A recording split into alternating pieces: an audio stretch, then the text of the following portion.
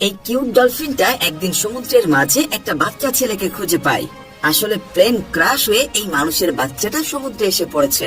তবে ডলফিনটা বাচ্চাকে নিজের সন্তানের মতো করে বড় করতে থাকে। মানুষেও বাচ্চাটা পানির মধ্যে দিব্যি বড় হতে থাকে। কিন্তু একদিন এই পানির ভেতরে থাকা কয়েকটা প্রাণী ছেলেটার সবচেয়ে বড় দুশ্মন হয়ে যায়। অ্যানিমেশন মুভি হলেও গল্পটা কিন্তু আমার কাছে বেশ দারুণ লেগেছে। তো চলুন আর দেরি না করে শুরু করা যাক আজকের সিনে গল্প। এই যে কিউট বাচ্চা ডলফিনটাকে দেখছেন, ওর নাম স্নোবল।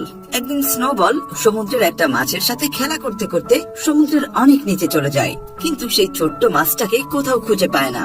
তবে হঠাৎ সে দূরে একটুখানি আলো দেখতে পায় আর ভাবে হয়তো ওই মাছটা ওখানে লুকিয়ে আছে।